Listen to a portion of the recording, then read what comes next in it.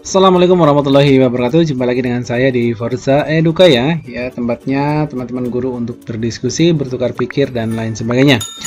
Baik teman-teman semua, pada video sebelumnya saya sudah membahas tentang tagihan kelas LMS untuk 4.A ya, untuk uji komprehensif ya. Kira-kira apa saja yang perlu dipersiapkan yang nantinya akan diupload di kelas LMS. Kemudian apa saja persiapannya sudah saya bahas di situ ya. Kemudian di kolom deskripsi juga sudah saya tautkan kebutuhan-kebutuhan yang sudah pernah saya upload di kelas LMS. Siapa tahu kebutuhan-kebutuhan itu bisa menjadi acuan atau gambaran dari teman-teman guru semua yang sekarang mungkin akan melanjutkan ke kelas LMS bagian yang uji komprehensif, mungkin yang sebelumnya juga. Jadi jangan lupa silahkan diklik lagi untuk kolom deskripsinya. Di situ sudah saya tautkan banyak sekali link-link yang sudah saya berikan. Siapa tahu bermanfaat ya. Bagi teman-teman semua yang baru menemui channel ini, silahkan jangan lupa klik like, share, komen, dan subscribe-nya. Jangan lupa notifikasi loncengnya juga diaktifkan agar setiap kali saya upload video teman-teman dapat notifikasi dari channel saya ini. Oke, untuk kali ini saya akan membahas untuk part yang ke-10, masih bagian di kelas LMS untuk poin yang kelima ya, 5A tentang praktik pembelajaran. Kira-kira setelah kita melakukan praktik pembelajaran, tagihan LMS atau kelas LMS itu apa saja ya? Karena praktik pembelajaran tentunya akan berjalan selama 3 kali ya, karena pembuatan perancangan pembelajaran juga kita susun sebanyak 3 buah ya. Oke, kita langsung saja ke videonya. Oke. Yang pertama kita masuk ke kelas LMS, kemudian klik diklatku, kemudian kita klik praktek pembelajaran. Ya, untuk pendahuluan materi perancangan pembelajaran uji komprehensif sudah saya bahas. Nah, sekarang kita poin yang kelima ya. Nah, poin kelima adalah praktik pembelajaran. Praktik pembelajaran ketika teman-teman semua atau teman-teman guru semua sudah dinyatakan lulus untuk uji komprehensifnya ya. Jadi kalau teman-teman guru belum lulus uji komprehnya, tentunya teman-teman guru juga tidak diperbolehkan untuk melaksanakan praktek pembelajaran. Nah, praktek pembelajaran ini dilakukan di sekolah masing-masing atau sekolah asal Bapak Ibu guru. Jadi mengajarnya benar-benar mengajar sesuai dengan jam pelajaran waktu itu, sesuai dengan mata pelajarannya ya. Jadi makanya dari awal untuk observasi dipersiapkan untuk PPL untuk mengajar di kelas yang sesungguhnya atau real class gitu ya. Nah, kira-kira untuk praktik pembelajaran nanti setelah terlaksana ada apa saja yang harus kita penuhi di kelas LMS ini ya. Nah, ini ada pembelajaran ke-1, pembelajaran kedua, pembelajaran ketiga. Nah, kira-kira nanti untuk awal sebelum kita melaksanakan praktek itu apa yang harus diupload, kemudian setelah melaksanakan praktek juga apa yang harus diupload ya. Nah, saya contohkan satu saja karena nanti yang kedua dan ketiga tentunya akan sama berulang seperti yang pertama ini ya. Oke. Sebelum kita melakukan pelaksanaan praktek ke-1 tentunya kita nanti akan dibekali ya. Berarti kita ada meeting room secara virtual dengan dosen Pamong dan guru Pamong dan juga teman-teman yang lain ya. Nah, jadi nanti pelaksanaannya nanti terbagi dari 30 hari menjadi 3 bagian ya. 10 hari pertama, 10 hari kedua, dan 10 hari ketiga. Untuk hari pertama, di 10 hari pertama nanti teman-teman ada virtual meeting dengan dosen Pamong dan guru Pamong membahas tentang kesiapan dan persiapan apa saja untuk melaksanakan PPL gitu kan. Tentunya nanti jadwal sudah tersusun kira-kira untuk yang bukan di supervisi ya, yang di kunjungi atau didampingi oleh dosen Pamong guru Pamong nanti siapa saja, kemudian nanti untuk kasus 2 siapa saja, kasus 3 siapa saja, kan begitu ya. Nah, ini jelas ya. Kemudian nanti di kelas LMS ini setelah nanti ada virtual meeting, ada juga nanti ruang diskusi ya, 5A2 pelaksanaan praktik, kemudian 5A3 tentang editing. Nah, kemudian ini unggah hasil praktiknya. Unggah hasil praktiknya berarti setelah kita melaksanakan praktek pembelajaran untuk kasus yang pertama, nanti itu kan dikasih waktu 50 menit atau 1 jam pelajaran ya, tapi nanti teman-teman harus mengedit dengan durasi 15 menit dengan catatan atau aturan-aturan di mana poin-poin pentingnya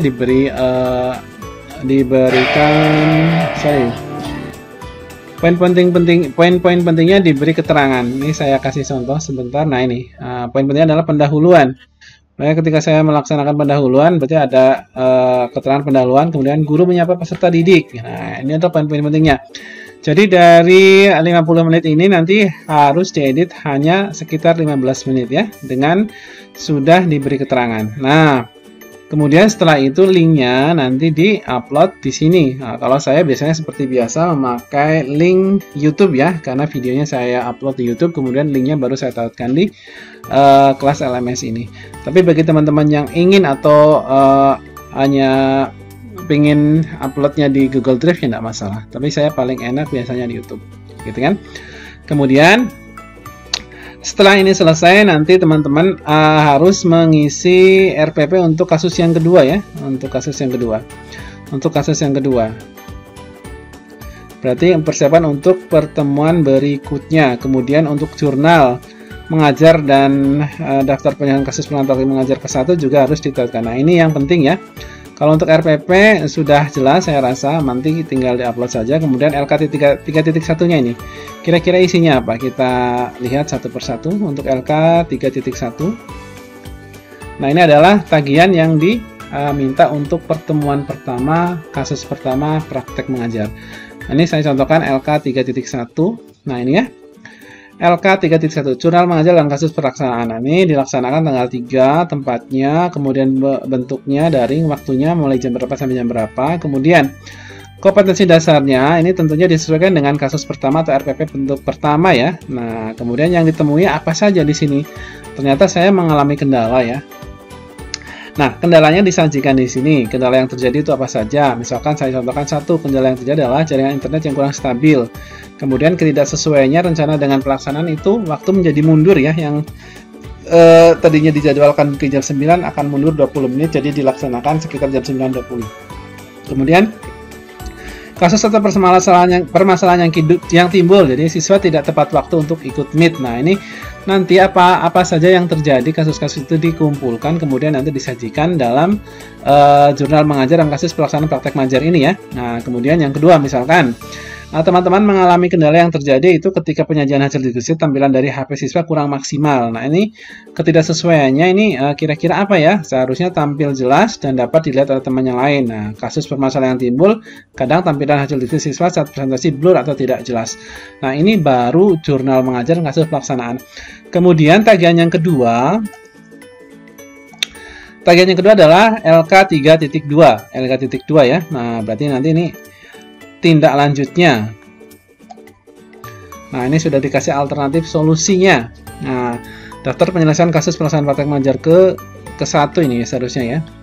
Nah, ini mahasiswa tidak tepat waktu untuk kasus yang ditemukan. Nah, ini berarti ini setelah istilahnya lanjutan dari tadi ya. Jadi faktor penyebabnya sudah jelas, jaringan internet kurang stabil. Kemudian kita berikan alternatif atau solusi atau tindakan di sini ya. Berarti nanti anak disuruh datang ke sekolah menggunakan fasilitas sekolah dengan mematuhi protokol kesehatan. Ini kalau yang dialami gangguan internet dari siswa karena siswa belajar daring dari rumah, nah, karena kendala sinyal ya, nanti sebagian siswa yang mengalami permasalahan seperti itu diharapkan bisa datang ke sekolah dengan memakai fasilitas sekolah. Nah, ini LK 3.2-nya gitu ya. Jadi untuk tagihan kelas LMS pada praktik pembelajaran, ya ini ada RPP-nya, ada LK-nya, ada LK 3.1 dan LK 3.2.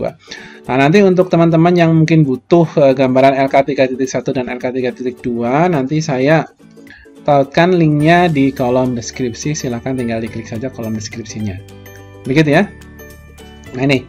Jadi yang diminta adalah link video rekaman yang telah diedit, kemudian LK-nya, kemudian nah ini perancangan pembelajaran untuk tahap 2. Ini agar dosen pamong dan guru pamong nanti mempersiapkan diri untuk menilai kita pada pembelajaran yang kedua. Kan gitu ya. Nah, jadi untuk pembelajaran yang kedua nanti prosesnya sama dengan yang ke-1. Jadi nanti akan ada meeting dulu, ini yang kedua ya, yang kedua. Ini setelah itu akan ada penilaian. Kalau penilaian itu kita serahkan kepada dosen pamong, guru pamong saja. Nah, kemudian nanti pelaksanaan yang kedua juga akan sama kasusnya. Nanti kita di hari pertama di 10 hari kedua tentunya kita akan ada meeting dulu ya. Jadi pertemuan secara virtual dengan guru pamong, dosen pamong dan teman-teman semua. Kemudian nanti ada forum diskusi juga di LMS. Kemudian kita hasil unggah praktik pembelajaran. Kemudian nanti dilanjutkan dengan LK-nya juga. Nah, ini LK tadi 3.1, 3.2 dilanjutkan 3.3, 3.4. Jadi jurnal mengajarnya dan kasus-kasus yang ditemukan, kemudian nanti solusinya apa saja ya. Kemudian dilanjutkan upload RPP untuk kasus yang ketiga dan seterusnya. Begitu teman-teman. Mudah-mudahan video ini bisa bantu ya. Saya ulangi lagi, nanti bagi teman-teman yang ingin punya gambaran tentang LK-nya, saya akan share link Google Drive-nya di kolom deskripsi ya. Baik, terima kasih teman-teman semua. Mudah-mudahan video ini bisa membantu. Jangan lupa klik like, share, komen, dan subscribe ya. Ya, bagi sebanyak-banyaknya kalau video ini bermanfaat. Terima kasih. Selamat sore. Assalamualaikum warahmatullahi wabarakatuh. Sukses selalu teman-teman semua.